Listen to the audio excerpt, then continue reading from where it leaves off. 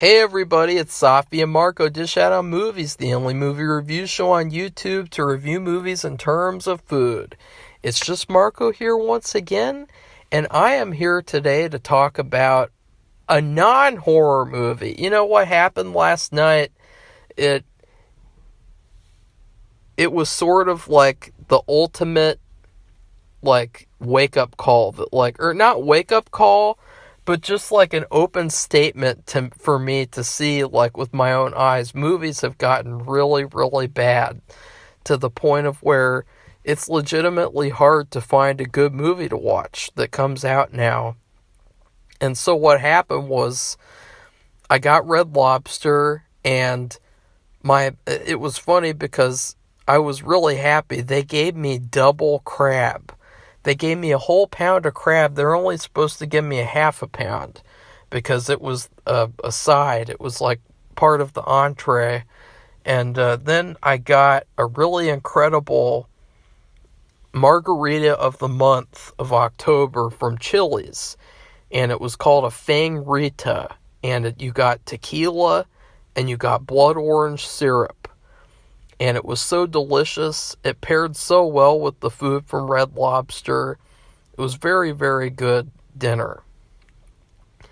And I was like, okay, I'm going to watch Pearl. I'm going to, torture myself and watch a movie that's a prequel to a movie that I hated with a fucking burning passion.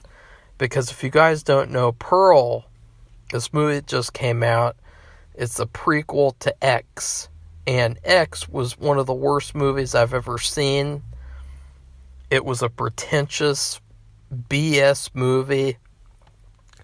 It was so full of itself. It was so unsatisfying and a big waste of time.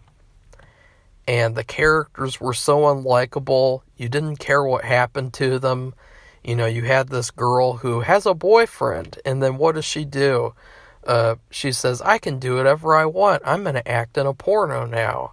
And it's like, ew. Like, what terrible people. And then they get killed off, and it's like, who cares? Who cares they're getting killed off? They suck. And then, so Pearl was like a prequel all about, like, the main white bread girl who, the final girl who gets away at the end. And they made like this pretentious prequel where it's like it's another one of those 1950s was bad type of movies, where they make a movie about a past decade, primarily the 1950s, and they say, this time period was bad. Everyone was oppressed. Everyone was sexually repressed. Everyone was like forced to be a certain religion. It was terrible. It was a terrible time. Housewives were all imprisoned in their homes, and they never had any freedom, and racism and blah blah blah blah blah. Like 1950s is like, it's funny because, like, to me the worst time periods are like now. Like the Me Too era, and these eras where, like, people ruin other people's lives over false allegations and stuff like that, like, because it's very reminiscent of a certain crime that they made a movie about. It's very reminiscent of that, the movie that's coming out pretty soon, where, this woman lied purposefully about this person, and then they all killed him together. And it's like, it's very reminiscent of what people do on a day-to-day basis on Twitter nowadays. And why was I talking about that? Oh yeah, because, like, it's another pretentious ass movie where it's like, the 1950s is terrible, blah blah blah blah blah, and it's coming from people who don't even, they don't even watch movies from the 1950s. They only watch things from now, the terrible trash from Marvel and Disney and all that bullshit. So I was going to watch it just to review it. I thought maybe it'll be better than X somehow. And I started watching it, and I was about to throw up because it just sucks so bad. And I just shut that off immediately. And then I went back on the home page and I was like, ooh, what should I watch? Should I watch Smile, the Gimmick movie? Should I watch... No, I don't want to watch that. Should I watch the Anti-Men movie about, like, it's like a rip-off of Stepford Wives made by a crazy feminazi who fucking defamed Shia LaBeouf? Should I watch that? No, I don't want to watch that at all in any way, shape, or form. So what do I watch? What the hell do I watch? And then finally, thank God, I found the greatest beer run ever. Because I had seen ads for this movie, and I just forgot about it because there's so many things that come out now. Like, there's so many things I have to keep track of. It's almost like, it's almost impossible to keep track of all this stuff. Like, we made a schedule for October, and it was a pain in the ass because I had to keep in mind all these dates. And then you know what they did for these 2 TV shows? They put them on the same day. So now we're going to have to review 2 TV episodes a day on certain days of the week. Like, that just sucks. Like, I'm sorry, but, like, come on. Really? They were on separate days last year. So they moved them together. I mean, I don't know why they would do that. So, the greatest beer run ever, it's basically a story about this guy in America. I can't remember, in New York. I was almost gonna, like, really embarrass myself. Like, I can't remember where this main character came from. Like, oh no.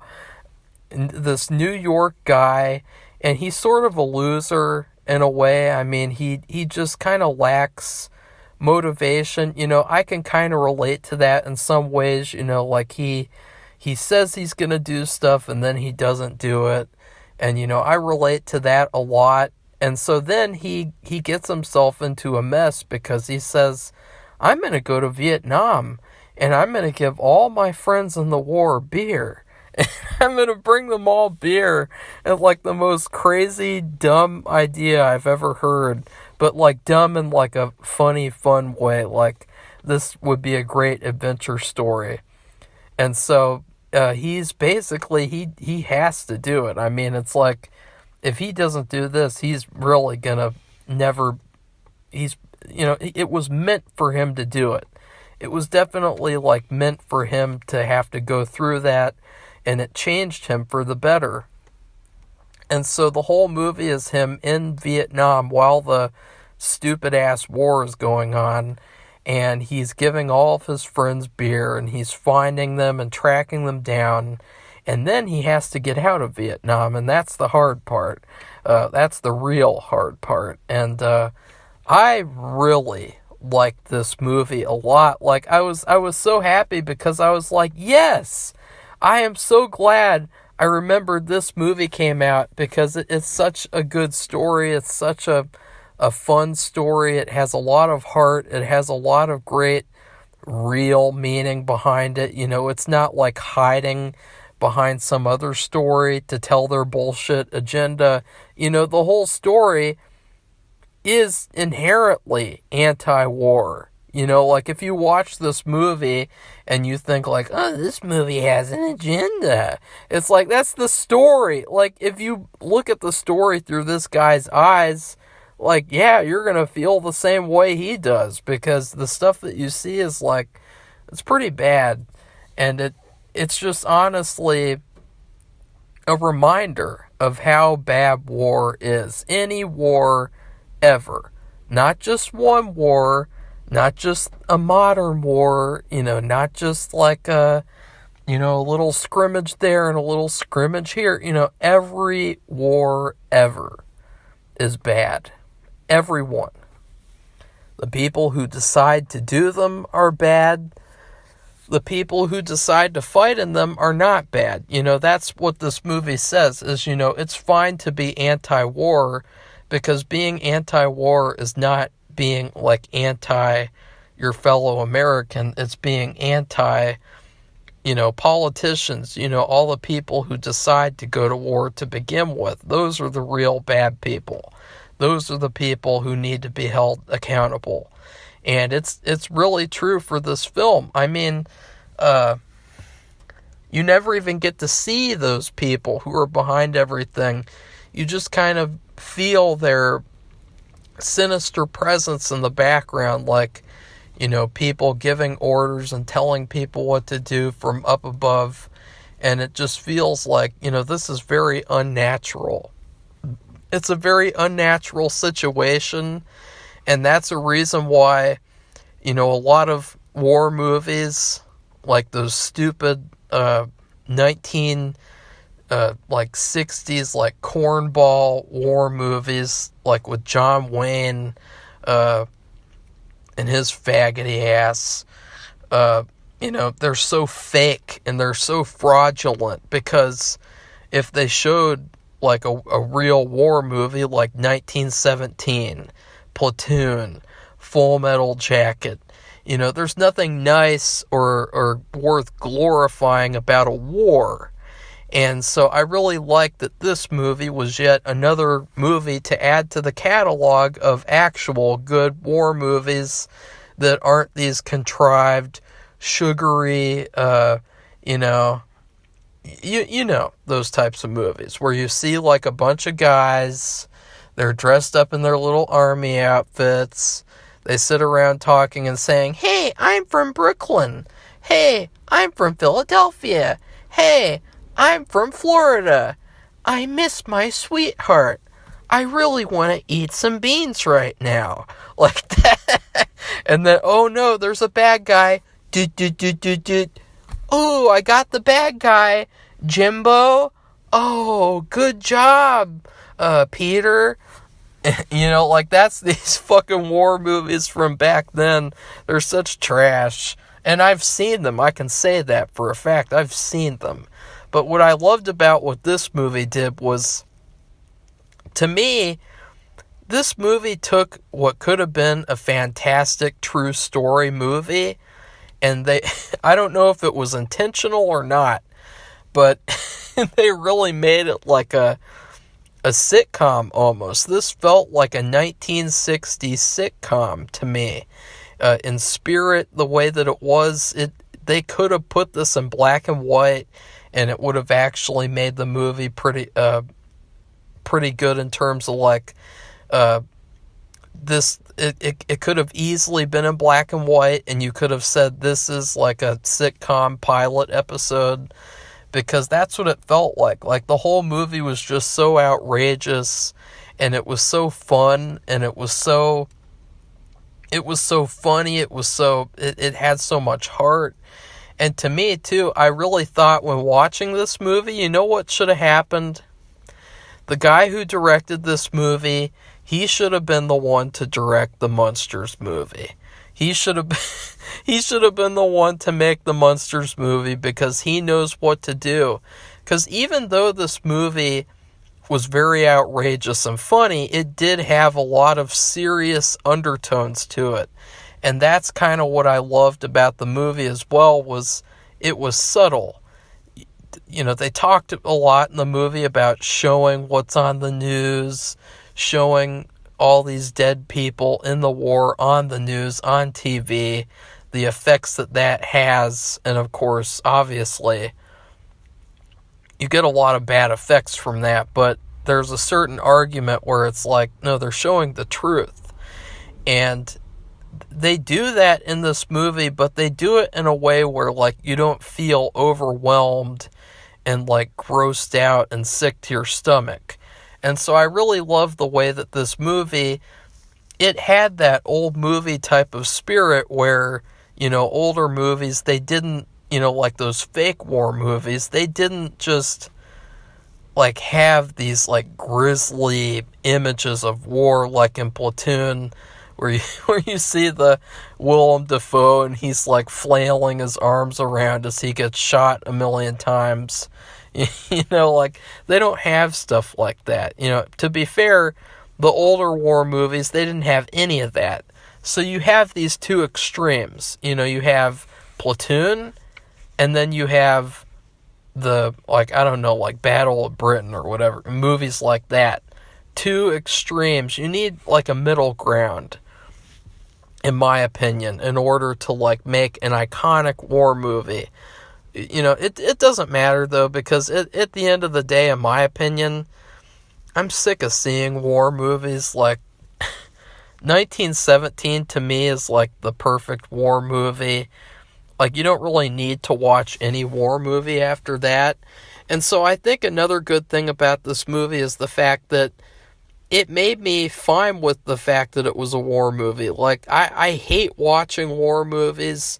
I don't want to watch anymore. But that's how good this movie was that I didn't care. You know, like, I was really into it. I thought that the characters were great. It was very well shot. It did have a little bit of a contrived feeling, though, at some points. The closest comparison that I could make is The Deer Hunter, but at the same time, it was not as serious as The Deer Hunter. And so I think that it was kind of a good thing and a bad thing, because The Deer Hunter was complete trash, except for like 2 sequences, you know, with the Russian roulette. Other than that, that movie is like overrated, boring garbage. This movie had an actual story that went throughout the whole thing that could have been really, really impactful.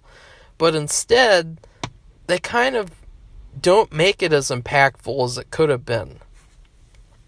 Still, the movie's very, very good.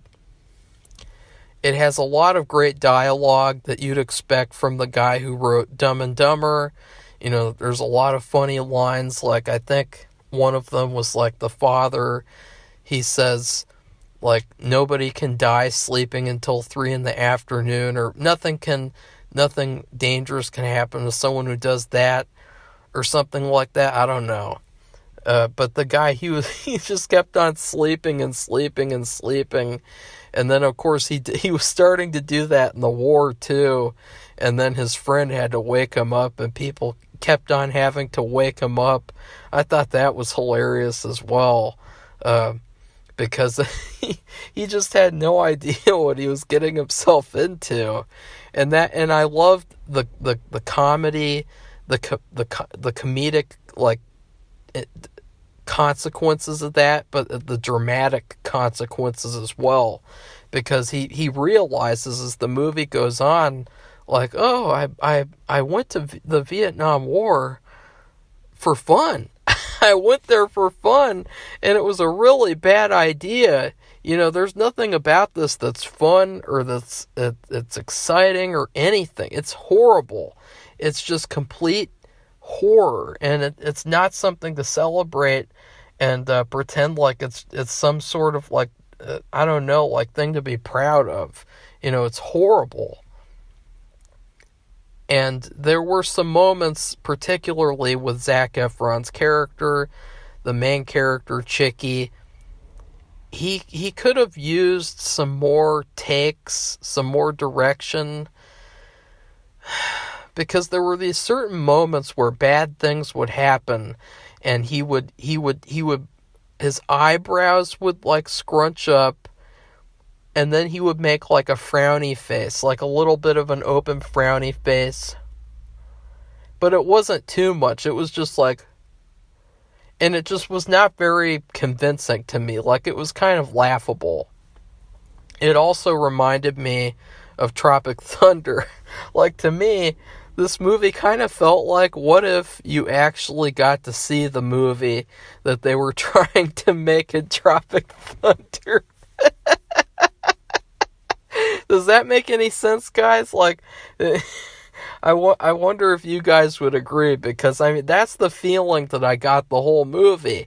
But I couldn't help but think, you know, it's probably intentional, because they have all this comedy, and so maybe it was intentional.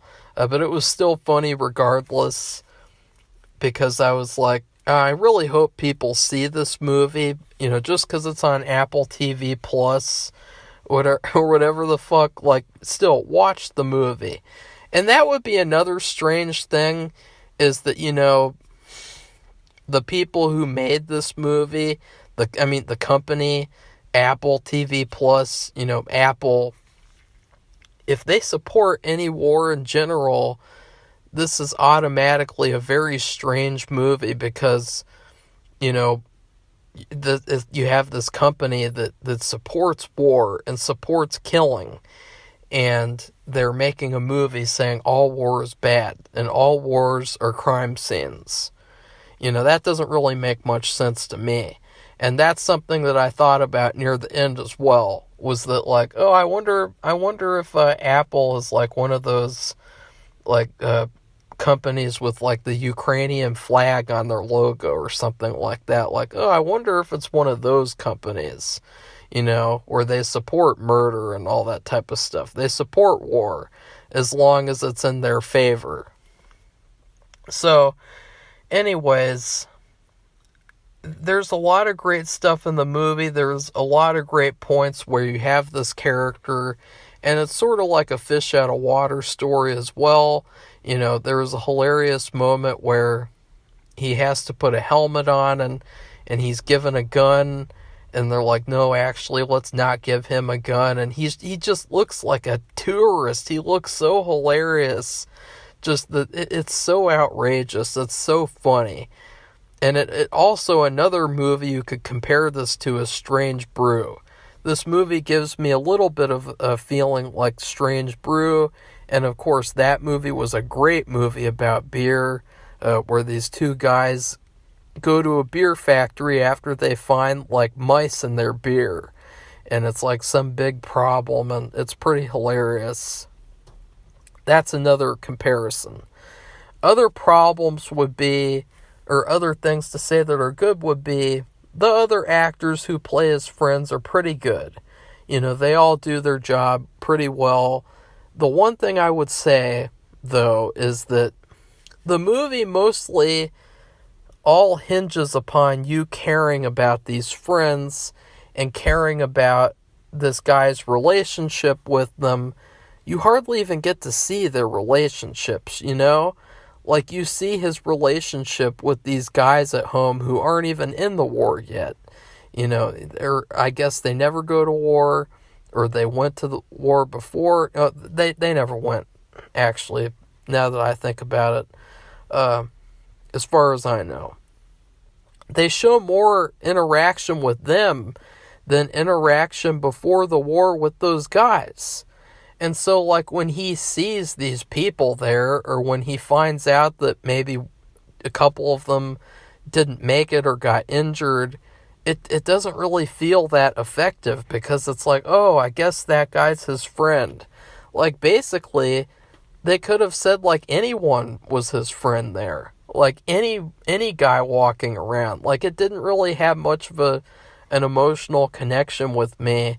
And in terms of real life, you just think about if you were that guy, the reason why the story would be so impactful would be because you saw him before he was in the war. You played with him on the street, playing games, or you hung out with him and stuff, and then you see him in the war. And it's you have that contrast. And they even showed that in The Deer Hunter, and they don't really show that very much in this movie. They have a couple of scenes that are just very, essential scenes, okay, we had to have that, we had to have that, but not really, I don't know. I feel like that should have been, they should have made this movie a little bit longer and added those types of scenes in at the beginning. I don't care that it would have made the movie longer, because I was really enjoying it. I didn't really have any problems with it other than that. Well, okay, actually, Russell Crowe was a bit funny. I mean, he was a bit, I don't like these types of characters where they're serious, but they're not, and they sort of pretend that they're serious, and then you realize, oh no, they're going to be another comedic character, kinda. So he was kind of like the straight man, and he had to just watching him running around with the camera going click, click, click. I mean, it's pretty hilarious, to say the least. Like, it just looks so goofy and funny, and I don't know. And honestly, I really wish that more people would see this movie, because I think it is pretty good. And I think that for the few flaws that I've mentioned, there are so many other great things in the movie. Like, there was a really good interrogation scene with a Vietnamese prisoner that they caught. It was a very uncomfortable scene. And the way that it was done, it was like, you could feel like this is really happening, and just imagining like being there, and just the whole spectacle of the movie was just so much fun. The way that he travels like through the whole place, he travels through the entirety of Vietnam. He goes like from top to bottom, all over the place, and it's just like so much fun. It's an adventure movie. It's a comedy. It's a drama. It did need some more hard-hitting moments, though. There was a hard-hitting moment at the end, kinda, where he visits the relative of another friend in the war, and that was a very, very good dramatic scene, and I wished that they had a couple of more moments like that, because they showed in that scene that Zac Efron was able to get to that emotion. And so if they had a couple of more scenes like that, it would have been an improvement as well. And then some of my favorite scenes, probably just the interaction between him and that guy in the army who thought he was like a CIA agent, or a lot of them did. And it was so funny the way that like these hardcore military guys, they just become so soft when you have like a CIA guy around. And why? Because they're fucking evil. That's why. Like, you see later on in the film, like, oh, this is why these military people are like, oh, he's CIA. Oh, give him everything he wants. So I think that's about it. Oh, and his sister did a pretty good job. She's probably the only prominent like female character besides the relative of a friend, and then his mom a little bit is a kind of, but his sister, she did a good job as being like this anti-war protester character. And what I liked about her was that she could have been a very obnoxious character, because nowadays you have all these characters in films and they're exactly like this. They, for instance, Jennifer Lawrence in Don't Look Up. I mean, I have never wanted to punch a character in the face as much as her in Don't Look Up. She's so obnoxious. She's so garbage. She has these like moments where she looks at the camera and she has these like looks at like, I'm better than you. Why aren't you guys mad about this? And it's like these condescending facial expressions to the camera, like looking straight into the cameras, like, oh, you're watching a movie, but you're going to get lectured and told that you're bad. That's not what this movie is. It's just telling you fact by fact that war is bad. And this protester character, she's not like that. She's a very good person, you can tell. And I thought that she did a good job as well, the actors playing her. So anyways, in terms of food, it's tough because the movie, people could criticize it as like playing it safe. But I really think that was part of what made it good. So like, they could have had a couple of more hard-hitting moments, but I still kind of liked the tone that they had, the way that it really felt like I'm watching an episode of a sitcom from the 60s. And I really liked that. It was a great stylistic choice. And if I swear, if they had this guy do the monsters, it would have been so much better. So much fucking better. Because this movie, I'm putting this movie near the top 5 movies of the year. Like, this movie is a good movie. I would recommend anyone watch it. But in terms of food, I really think that this movie is just a very simple but good meal that you can eat, and probably be better to eat while you're drunk. And that is fish fillets from McDonald's. Okay? Now, I go to McDonald's a couple of times, here and there. I really like their double cheeseburger because it has it just feels like a more satisfying burger than just the little tiny cheeseburger. And I also like their frappes because they have a lot of caffeine in them, and they really wake you up, which is hard for me sometimes. These ghosts that I have in my house, these entities, they drain all my energy. And so that's why in some of these videos I kind of ramble a little bit and I get tired. It's because I'm being drained physically by these entities and spirits that are here, unfortunately. And, I can't do anything about it. I just have to leave pretty soon, which is pretty cool.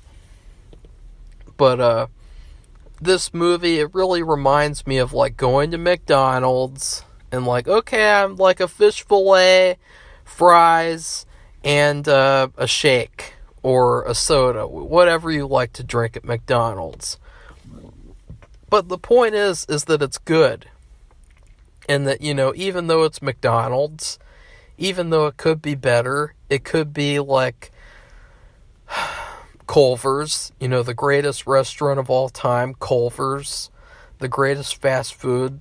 It could be A&W, it could be a fancy restaurant's hamburger or fish fillet. Even though it could be that, I'm still happy sometimes with just having a McDonald's fish fillet with fries and a drink. There's nothing wrong with having that. And if you're drunk, and it could be like the greatest meal in the world, it's like, oh, my fish fillet tastes good. My fish fillet, it's got it's the cheese, they gave me double cheese. That's what it feels like, this movie. It feels like it's a very comforting movie, even though it has some of those tough moments. And I think I definitely consider watching this again, but I don't know if I really would. So anyways, I know that this review has been all over the place. It's just, the movie was all over the place because it was so grand. It was 2 hours, but it felt like it was 4 hours in terms of how, he goes all over the place. And he really has, this is an amazing story. This is definitely one of those stories that you can feel like, yeah, it's good they made this into a movie. It was worth telling as a movie. And I do think that all the guys in this movie, especially the ones who sadly did not make it, they're all heroes. And, they're not bad. The people who sent them to war are bad. And then Chicky, he's a very cool character. Like, to me, he was a great heroic protagonist. Like, I would even say he was a better protagonist than Tom Cruise in Top Gun Maverick, because this guy's real, and the thing that he did for his friends, and just, it was so amazing watching this guy do this mission that, it wasn't even an official mission, it was just his own mission. And I just loved watching him, that he had struggled until he did this, and that this kind of changed him. It turned him into a better person, and it was a great story to watch. And Bill Murray is also in it a little tiny bit. He kind of felt like he was phoning it in, but he had a funny line or two. And so, yeah, whatever. Please like this video, comment, tell me what you thought of the movie, and tell me what you thought about Pearl, if you actually managed to watch that whole movie, because I really don't want to. Like, it would be like torture for me, personally. And then please subscribe to this channel if you'd like to see more honest movie reviews. Goodbye, everybody. See you soon.